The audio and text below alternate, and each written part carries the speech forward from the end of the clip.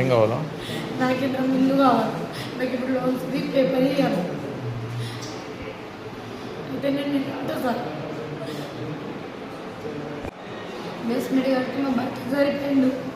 అప్పులు ఎప్పుడు sir madam మీ మామూలు చెప్తూనే కట్టి పోయిందన్న 6-7 నెలలకు సార్ తిరుగుతున్నా. ఫోన్లు పట్టించుకుంటలేరు. చిన్న చిన్న పిల్లలు ఉన్నారు. ఒకరు 3 సంవత్సరాలు, ఇప్పుడు 6 సంవత్సరాలు, ఇప్పుడు 8 ఉన్నారు సార్. 3 పిల్లలు. ఇప్పుడు నేను ఏం చేయాలి సార్ చెప్పండి.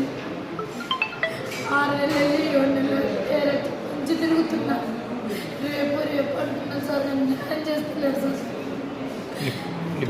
నీ పేరేం పేరు? మీది ఏ ఊరు? నాది ఏ ఊరని ముందు సార్. ఇల్లు ఎడ కట్టినావు? అది బేస్మెంట్ ఎడ కట్టినావు? నేను దయలో కట్టినా సార్.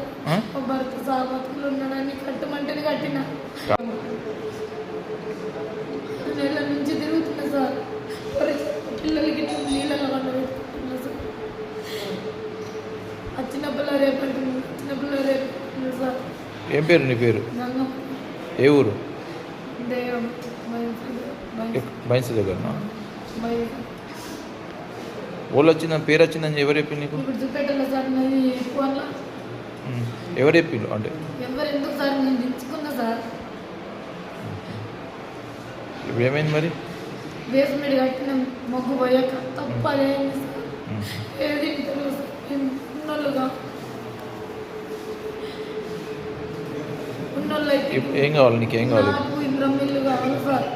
నాకు డబ్బులు చెప్పిన సార్. నాకు కట్టి నాకు భర్త లేడు.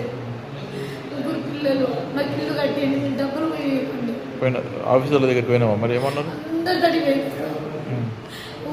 ఏడ న్యాయం అవుతుంది సార్. పేదల్లో చేస్తారా? మీరు పేదల్లో చేయాలి చెప్పండి. చిన్న చిన్న పిల్లలు వదిలేసి వచ్చిన అడగండి. బిస్కెట్లు ఇచ్చి నీళ్ళు ఇచ్చి కూర్చొని పెట్టుకుంటారు సార్. మీరు ఎందుకు ఉన్న ఇల్లు కూల కొట్టిపించి నాకు